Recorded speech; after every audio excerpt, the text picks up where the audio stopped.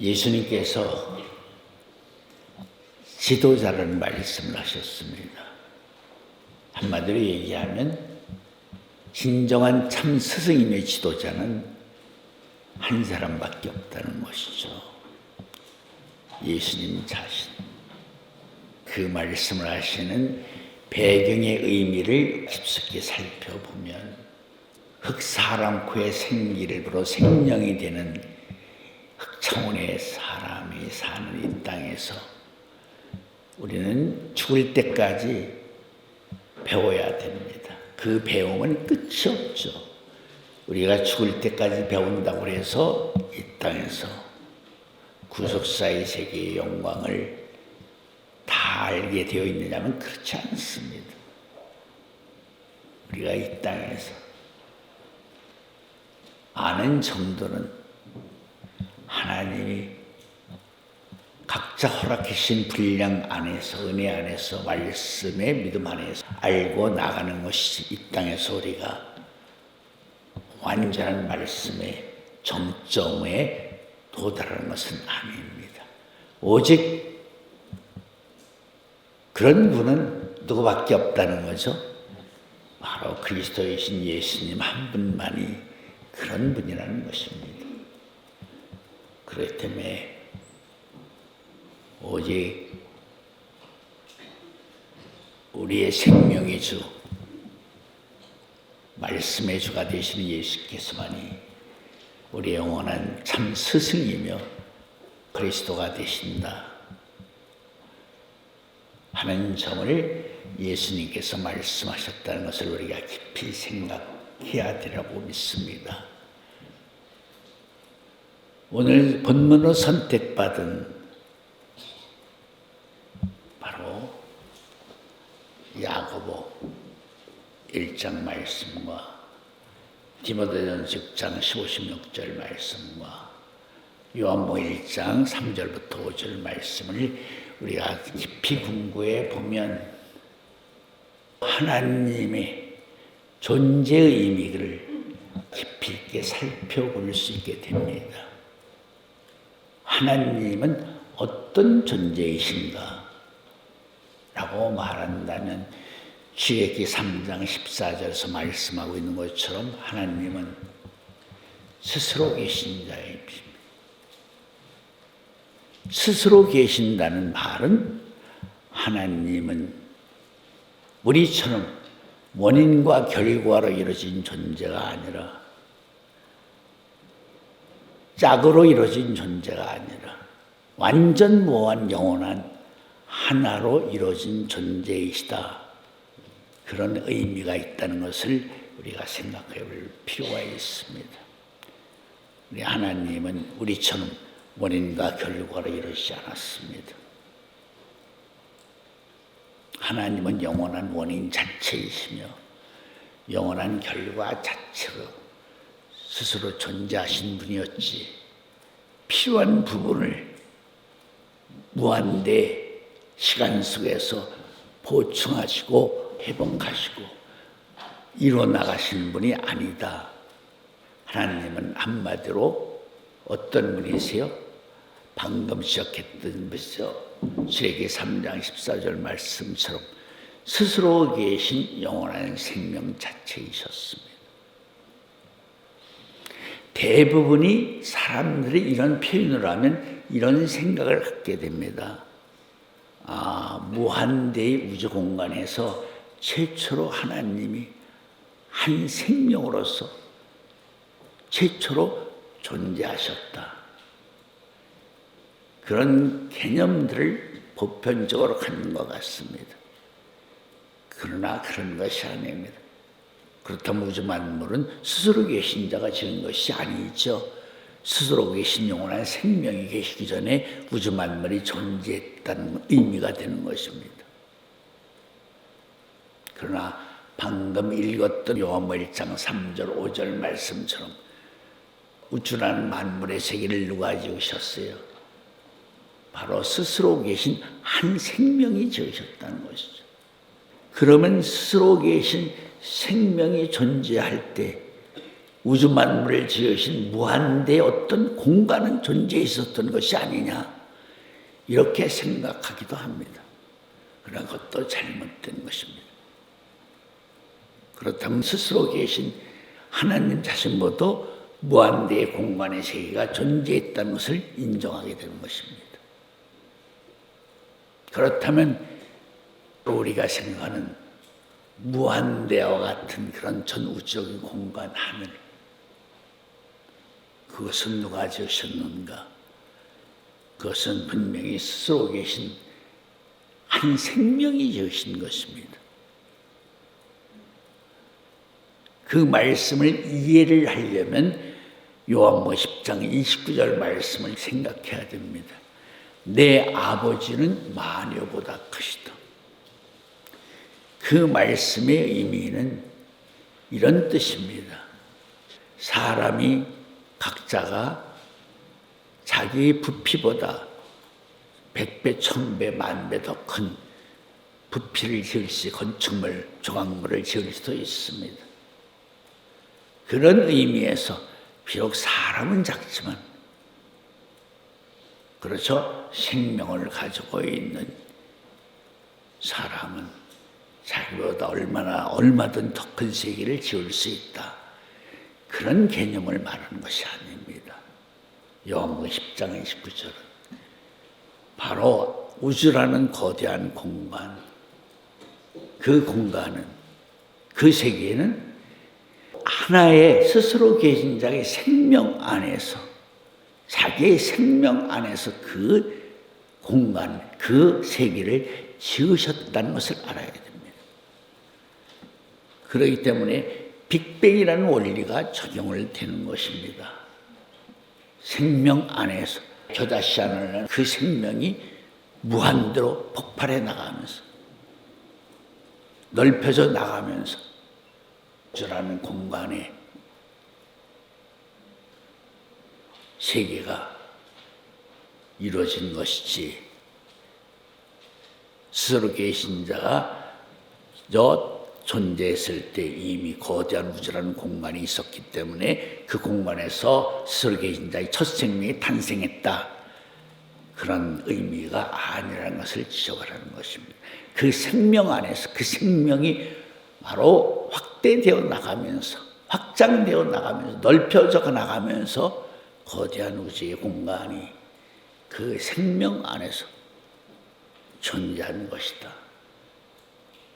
그렇기 때문에 그분이 지으신 모든 피조의 대상들은 바로 그분 안에 존재하고 있고, 또 그분 안에서, 그렇죠, 바로 운행되어 가고 있기 때문에 그분의 신성과 능력의 말씀으로서 바로 그 세계를 운행하고 관리하고 또 주관하실 수가 있는 것이다, 그런 결론을 지어서 말할 수가 있는 것입니다.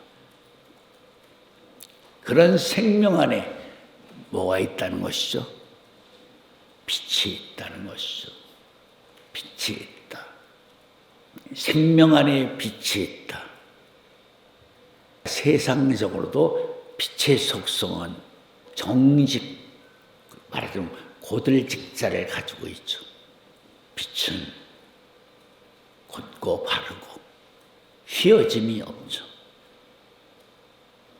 그래서 아마도 우리가 신앙의 삶의 정도를 말할 때 정직하고 성실하고 올바르고 깨끗하게 살아라 하는 말씀이 바로 빛의 삶이라고 지적하고 있는 이유도 그런 의미와 연관되어 있다고 말할 수가 있는 것입니다.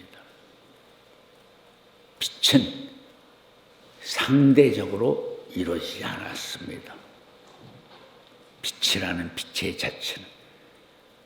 그래서 아까 그런 말씀을 하는 것입니다. 하나님은 원인과 결과로 이루어지지 않았어요. 완전한 하나로 이루어진 분이시기 때문에 짝으로 이루어지지 않았다는 것을 말하는 것입니다. 그렇기 때문에 바로 영원한 생명 안에는 빛과 같은 성품을 가지고 계시기 때문에 빛의 역사는 상대적이고 이중적인 역사의 세계로 이루어지지 않는다라는 것을 우리가 알 수가 있어야 됩니다. 사람은 다 두 가지의 마음을 가지고 살고 있죠. 우리는 선악을 알게 하는 나무 열매를 따먹은 사람들의 후대이기 때문에 두 가지의 마음을 다 갖고 살고 있습니다. 경우에 따라서는 그렇죠. 빛 좋은 개살구 같은 말도 하고요. 경우에 따라서는 간교한 여호와 같은 말도 할 줄 아는 것이 우리들입니다. 하나님은 사람을 정직하게 줬으나 인생들이 자기의 꾀에 빠지고 말한다. 그렇습니다.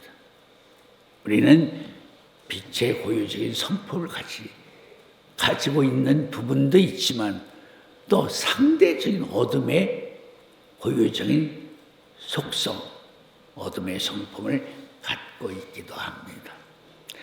로마서 14장 마지막 절에 보면 믿음으로 하지 않는 것은 죄가 된다는 말씀도 그런 의미입니다. 모든 것이 빛의 마음을 가지고 하지 않는 것은 죄가 된다는 것이죠. 그래서 성경 말씀 중에도 예수님을 가리켜 죄와 상관이 없는 그 말씀 속에는 예수님의 생명 안에는 오직 빛으로 가득 찬 영의 세계이지 절대 어둠의 존재는 예수님 안에는 침투할 수 없다. 들어있지 않다. 그렇기 때문에 창조의 세계의 특징을 보면 모든 만물을 지으신 조건의 이면 속에는 두 가지로 짓지 않았다는 거죠.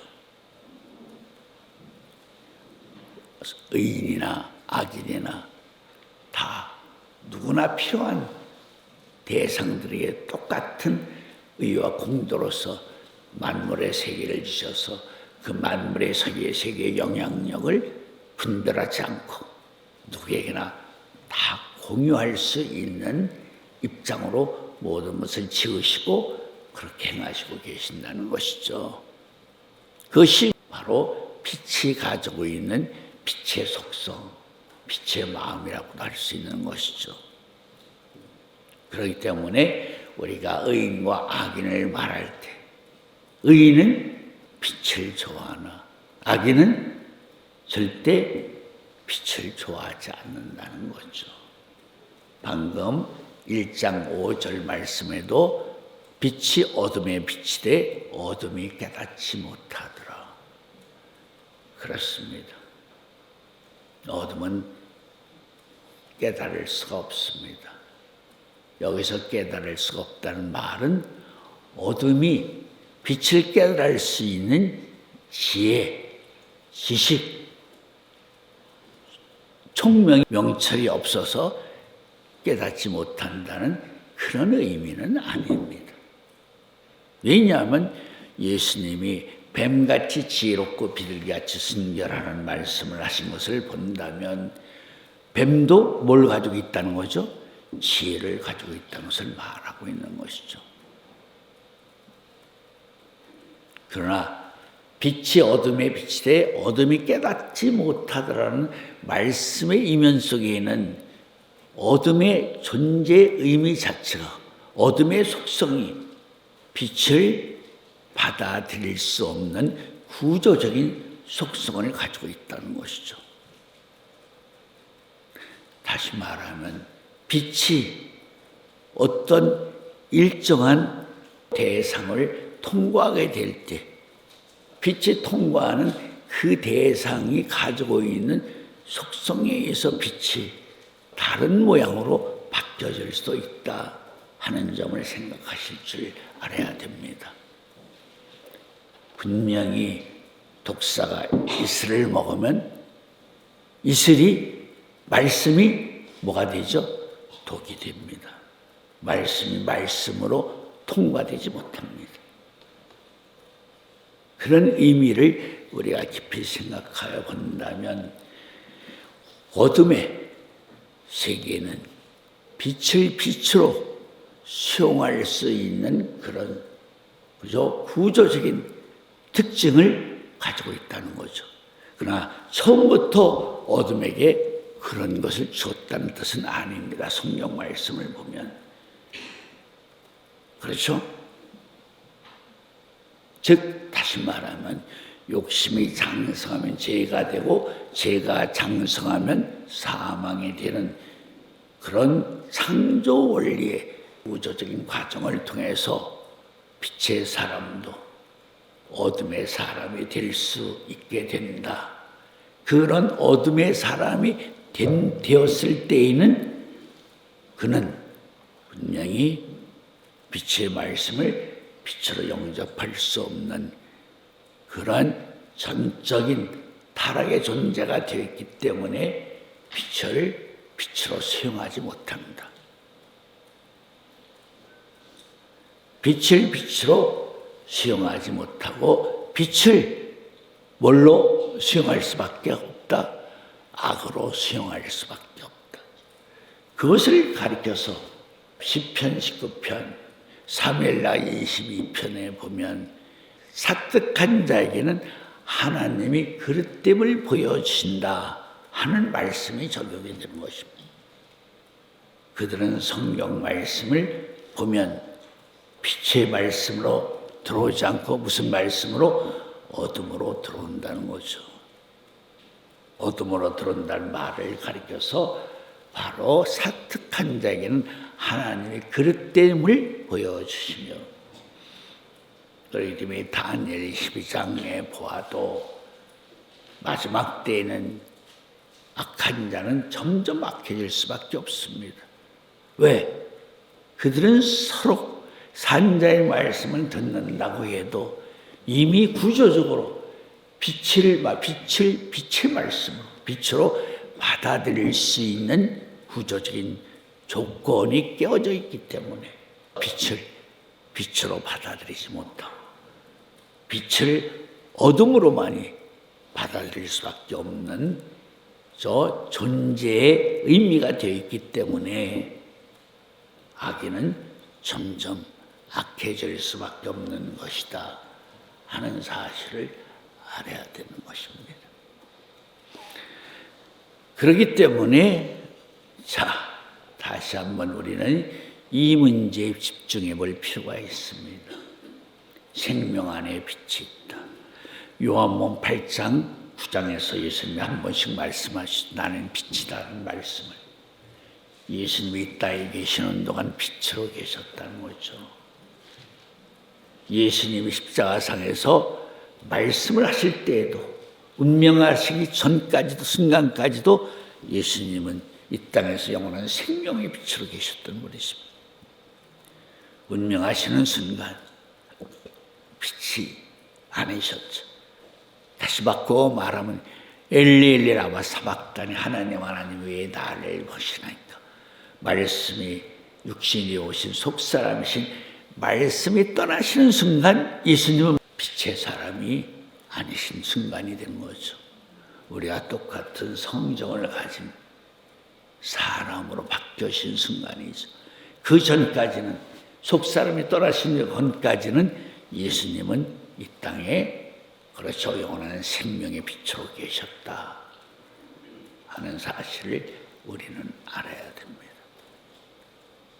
그렇다면 예수님이 스스로 말씀하신 빛의 세계, 이 땅에 있는 사람들이 정말 그 빛의 세계를 얼만큼 그 영향력을 받게 되었을까 하는 점도 우리가 생각해 볼 필요가 있습니다. 한 가지 사실을 생각해 주시기 바랍니다. 빛은 무엇을 말하는 것인가? 표면적으로 말하면 말씀 안에 생명이 있고 생명 안에 빛이 있다고 그랬죠. 그런데 인자의 입장을 해서 예수님은 빛을 어떻게 표현하셨을까?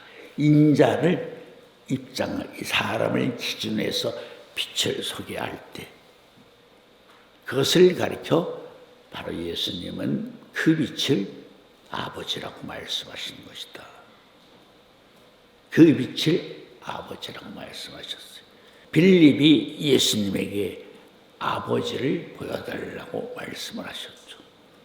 그러자 내가 나를 보고도 아버지를 보여달라고 하느냐. 내 안에 아버지가 있고 아버지 안에 내가 있다. 즉 다시 말하면 예수님 안에 있는 아버지가 바로 빛이라는 것을 말씀하고 있다는 것을 알아야 되는 것입니다. 맞습니다. 예수님 안에 있는 속사람이 분명히 요한복음 1장 14절 16절에도 말씀이 육신이 되어 오셨다. 말씀이 곧 하나님 아버지이시고 그 아버지가 내 안에 있기 때문에 내가 빛이시다. 아버지가 없는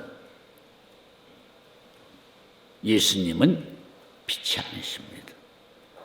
그렇기 때문에 오전 3시간이 아니라 오후 3시간 동안은 해가 빛을 잃었다.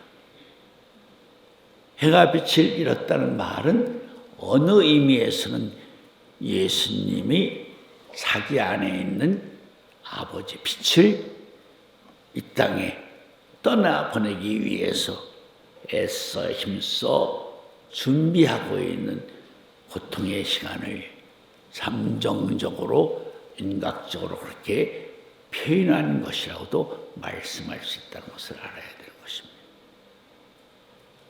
그렇기 때문에 예수님이 말씀하신 빛을 인자의 입장에서 말한다면 그 빛이 곧 누구죠? 하나님 아버지라는 것이죠. 그렇기 때문에 그 아버지가 떠나는 순간이 바로 예수님은 빛의 사람의 저 마지막 순간의 시간을 이루고 있다고도 말할 수가 있는 것입니다. 그런 입장에서 이 점도 우리가 생각해 볼 필요가 있습니다. 여러분들이 잘 알고 있는 내용 중에 보면 출애굽기 33장에서 모세가 선한 하나님의 영광을 보여달라고 그랬죠. 여호와에게 하나님의 영광을 보여달라고 말씀을 하신 것이죠. 여기에서 깊이 생각해 봐야 될 내용이 분명히 서려 있습니다. 그렇다면 모세는 여호와 하나님에게 당신의 영광을 보여주소서 이렇게 묻고 있는 것일까? 그렇지 않으면 여호와 하나님이 아닌 당신이 아닌 하나님의 영광을 보여달라고 하는 것일까? 그렇죠. 이 점을 우리는 분명히 구별할 줄 알아야 됩니다. 분명히 표면적으로 보면 여호와가 하는 나를 보고 살 자가 없다.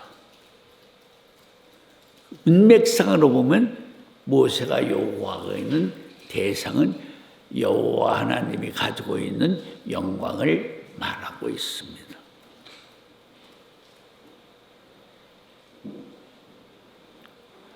그러나 내용상으로 보면 자기가 바라보고 있는 여호와가 가지고 있는 여호와의 어떤 특징을 보여달라고 요구한 것이 아니라는 것을 우리는 또 한편으로 생각할 여지를 갖게 됩니다.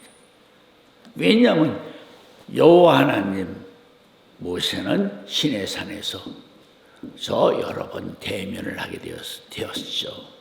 문수기 12장에서도 아론과 미리암을 책망하는 가운데 내가 너희들에겐 꿈과 계시와 이상을 통해서 대면하고 있지만 모세는 내가 친히 대면해서 말한다. 분명히 여호와를 대면하고 있다는 것을 알아야 됩니다. 그리고 민수기 12장에서 미리암과 아론을 책망하는 가운데 여호와가 말하기를 장차 모세는 여호와의 형상과 영광을 보겠구나.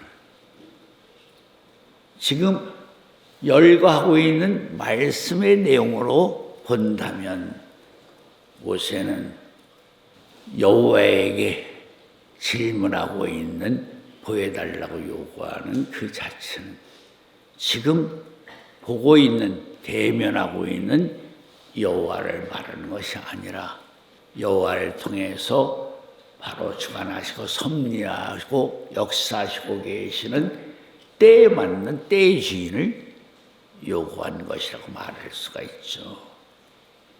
왜냐하면 그는 장차 본다는 거죠.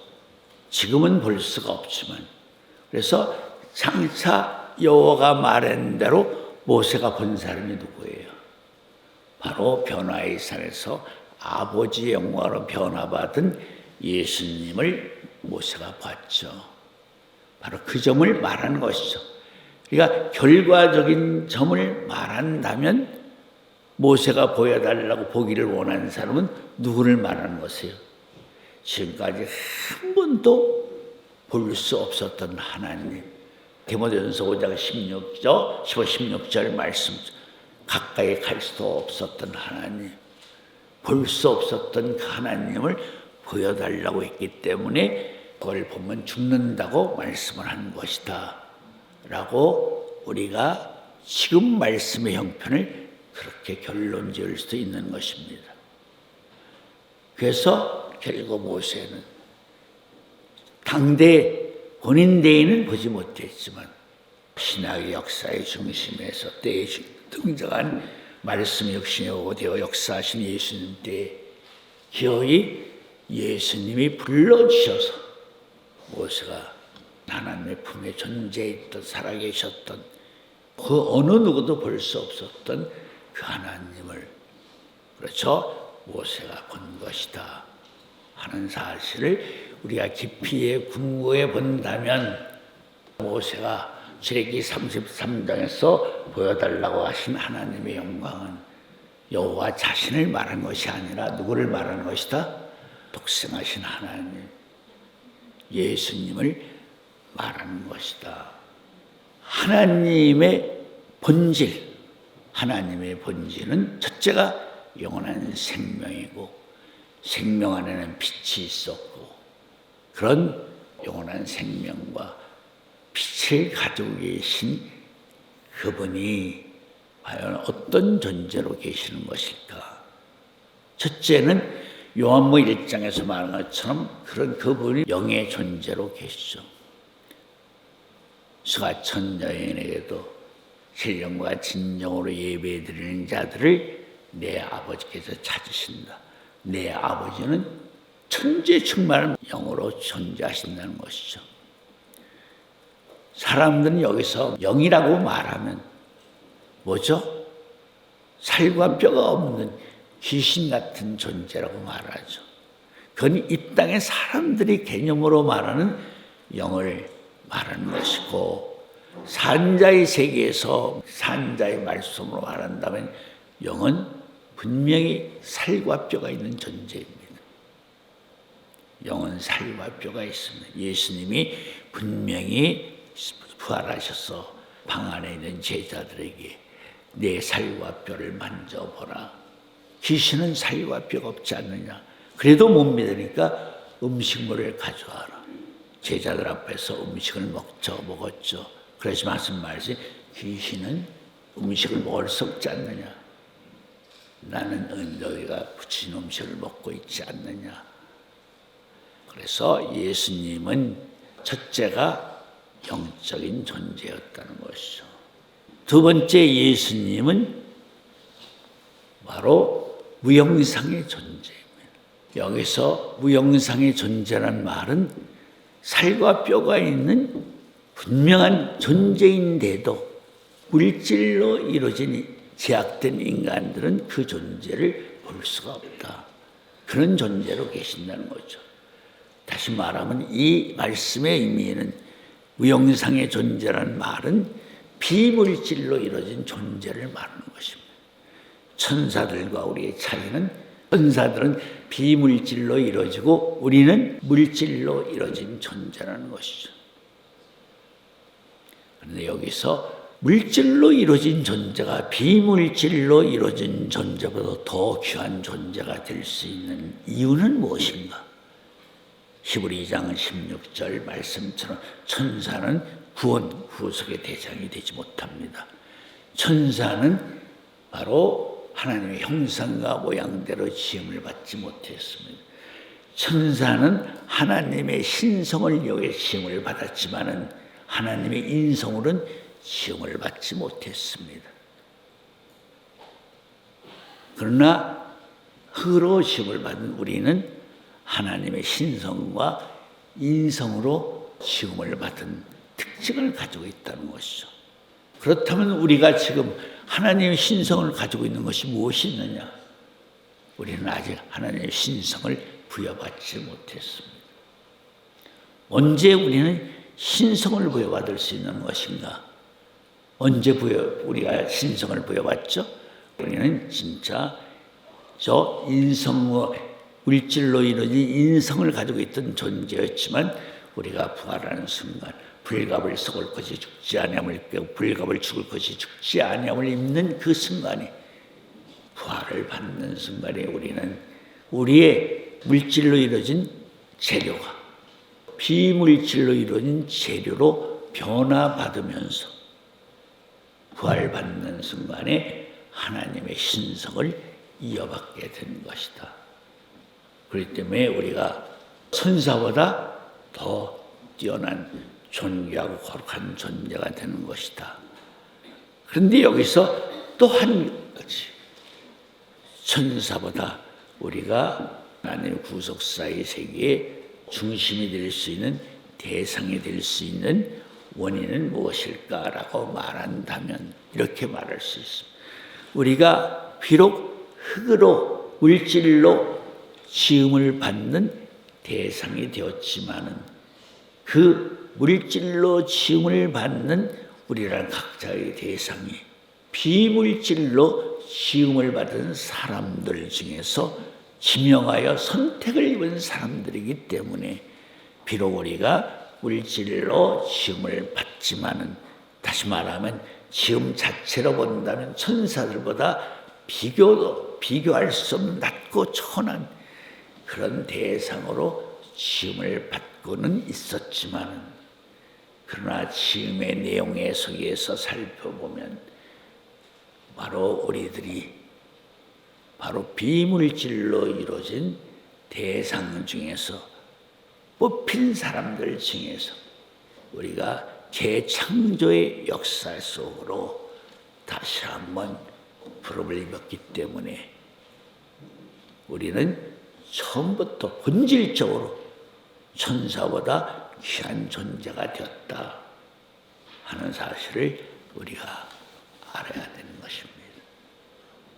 그렇기 때문에 하나님, 여호와 하나님이 아브라함에게 나의 벗이라고 말씀을 하고 있고, 또 예수님이 요한복음 15장 15절에서도 분명히 내가 너희를 벗이라, 친구라고 하겠다.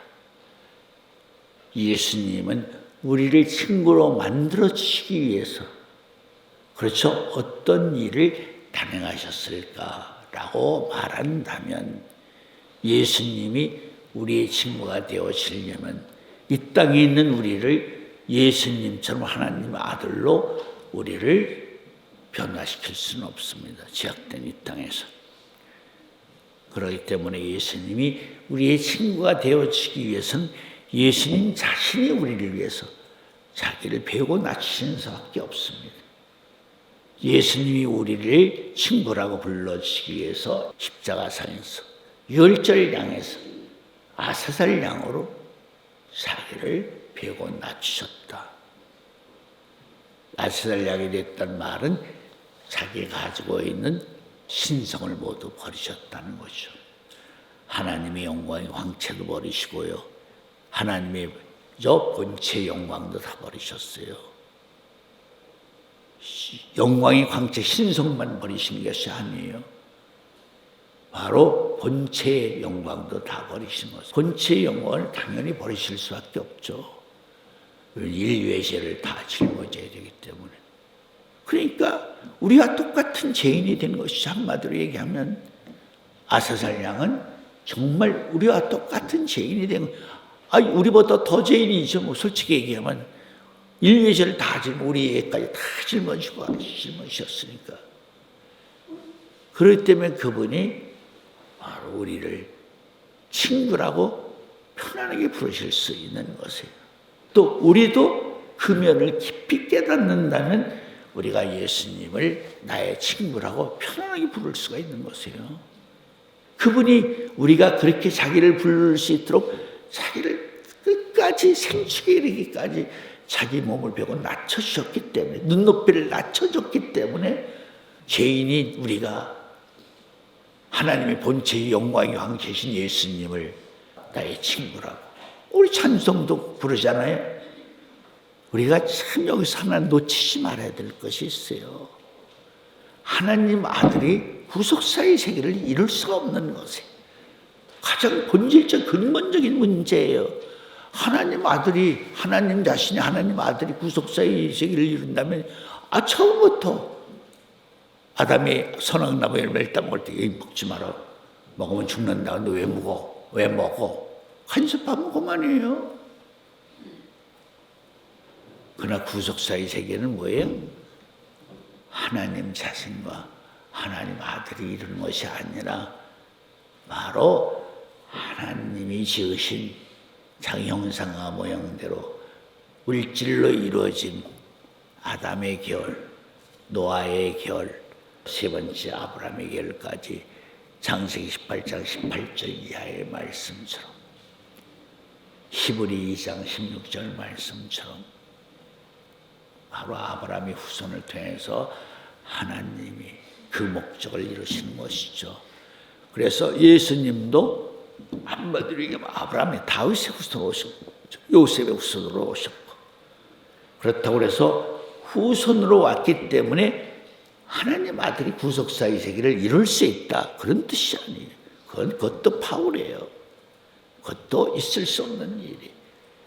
그래서 예수님이 진짜 우리와 똑같은 인간 예수로, 그렇죠? 십자가의 사역을 이루어야 되기 때문에 해가 빛을 잃고 난 다음에 유월절 양으로 다시는 예수님이 아사살 양으로 죽으시고 죽으심으로써 십자가의 사역을 완성하신 것이다. 하나님 아들로 이루셨다, 완성하셨다면 그건 뭐예요? 하나님이 스스로 자기 법을 파괴하는 것이 되는 것이죠. 그 원론적인 본질적인 문제도 우리가 착각을 하고 있어요. 대부분 이런 관념을, 인간이 죄의 문제를 해결할 수 없기 때문에 하나님이 하나님 아들을 보내서 십자가의 사역을 통해서 예수님에게 죄의 문제를 해결하게 해주셨다. 그래서 보내신 것이다. 그게 신학적인 개념이 될 수가 있어요. 근데 그것은 절대 잘못된 것이에요.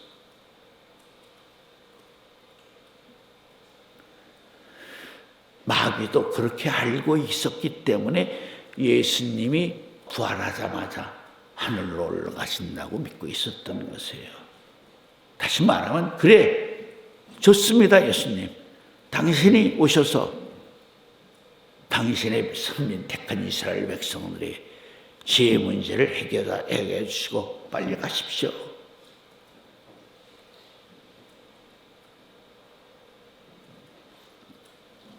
마귀는 어떤 노림수를 가졌죠? 본방의 이스라엘 백성들은 당신 원한다면 내가 내오실 테니까 빨리 일끝 마치고 가시고 나면 본방이 아닌 지옥의 뗄것 같은 이방인 내가 갖겠다는 거죠. 당신은 당신 백성을 위해서 죽은 이름 가지고 있지 않습니까? 빨리 그 이름대로 당신 백성을 위해서 열정으로 오셨으니까 당신 백성을 위해서 제 문제 다 해결해 주시고 빨리 가십시오. 당신 백성 나도 터치하지 않겠습니다. 그렇게 알고 죽였는데 예수님이 부활하자마자 안 올라가시는 것이죠. 이 땅에 계셨죠. 그래서 그제서야 마귀가 속은 줄 알고 깜짝 놀란 거죠. 열절량으로 죽지 않고 뭘로 죽었다? 아세살량으로 죽었다는 걸 그제서야 한 거예요. 그제서야. 그래서 마귀가 그가 영광의 주인 줄 알았더라면 십자가에 못 박지 아니하였으리라 하신 거예요. 그런데 마귀의 처절한 그렇죠. 그 외침 소리가 고전절 2장 8절에 기록되어 있는데도 오늘날까지도 깨닫지 못하고 있는 거죠.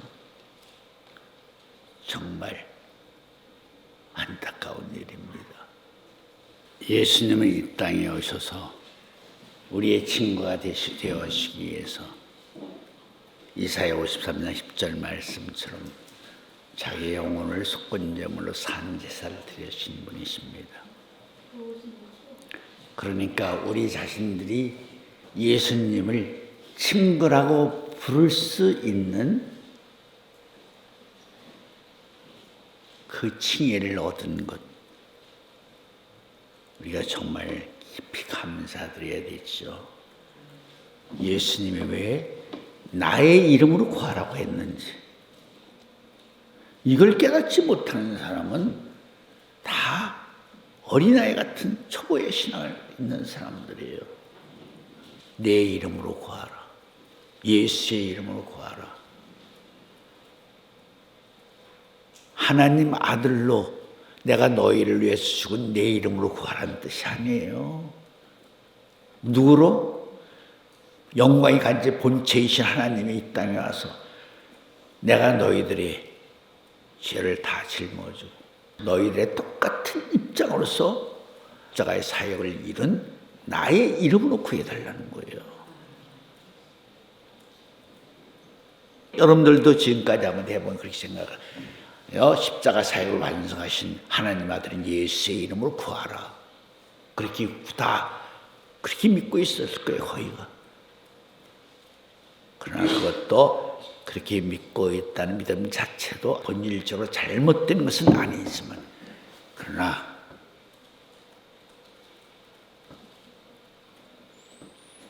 예수님이 바라시고 원하시고 기뻐하시는 대로 구하는 완전한 예수의 이름은 아니에요. 그러니까 아세살 양이신 예수의 이름으로 구하라는 겁니다.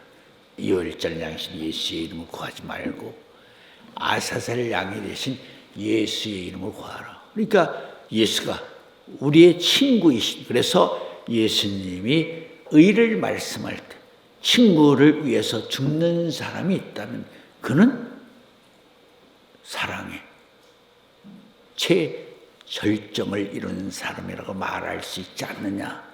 예수님은 정말 우리를 위해서, 우리를 그렇죠? 종으로 생각하지 않고 조금도 의심하지 않고 똑같은 동료의 친구로서 생각하시고 우리의 죄를 짊어지셨다. 그러니까 하나님 아들인 예수의 이름으로 아멘. 예수님 이름으로 아멘. 예수님으로 이름으로 죄 사해 주십시오. 거기에도 내용이 다 다르죠. 누가 그럼 가장 정확한 기도를 하고 있는 것인가? 예수님이 바라시고 원하시는 예수의 이름을 부르는 사람은 누구인가? 하나님 아들을 부르는 사람이 아니에요. 우리와 똑같은 우리의 친구인 예수로 불러주는 그 이름이 예수님이 바라시고 원하는 100점짜리의 이름이다 하는 것을 알아야 돼요. 그 이름으로 죽으셨기 때문에 히브리서의 천상천하의 그 이름보다 귀한 이름은 없다. 그 이름보다 거룩한 이름은 없다. 오늘 이 말씀 이후로는 여러분들이 예수의 이름으로 기도 올립니다 할 때 그 예수의 이름이라는 생각을 분명히 정확하게 알고 기도하셔야 됩니다. 그러기 때문에 왜 그렇게 기도해야 되느냐, 그 이유 또 한 가지를 지적한다면 지금 우편 보좌에 계신 예수님이 누구예요? 하나님 아들과 방분한 우리의 사도이시면 대지장으로 계신 것이에요. 하나님 아들로 계시는 것이 아니에요. 하나님 아들과 방불한 제사장으로 계시는 것이에요. 알았어요? 그렇기 때문에 더더욱 예수의 이름으로 우리가 기도해야 돼요.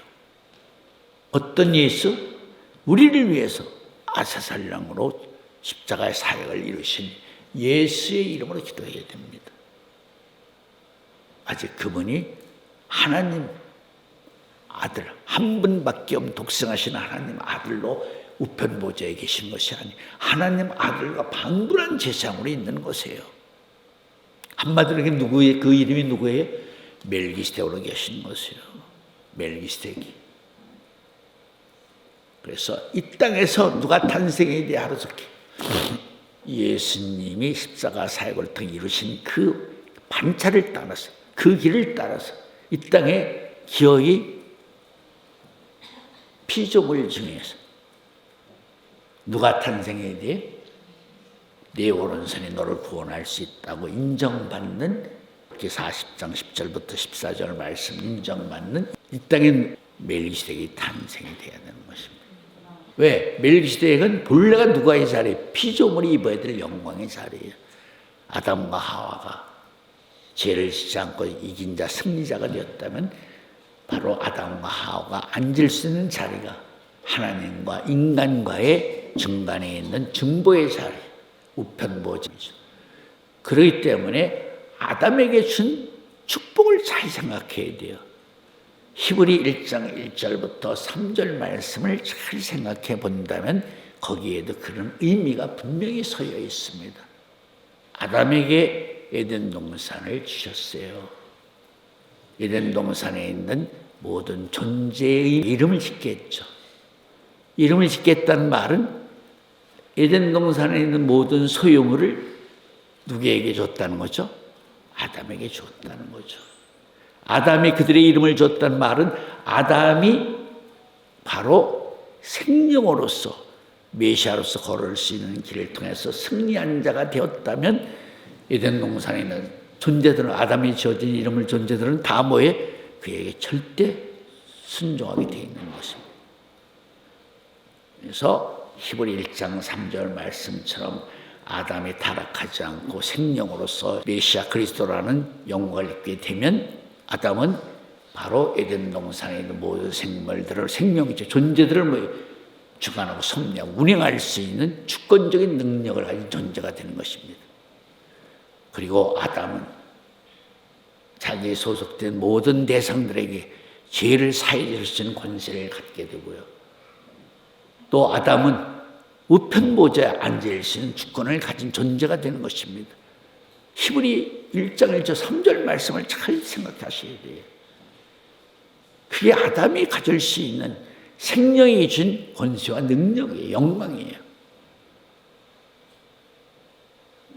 그걸 아담이 이루지 못했기 때문에 할 수 없이 하나님이 사람에서 생축으로 되고 낮추셔서 그것을 이루셨기 때문에 바로 아담이 입어야 될 영광의 자리에 우선 원수가 무릎 꿇을 때까지 그 자리에 앉아 계시는 분이 오늘날 예수님의 모습이에요.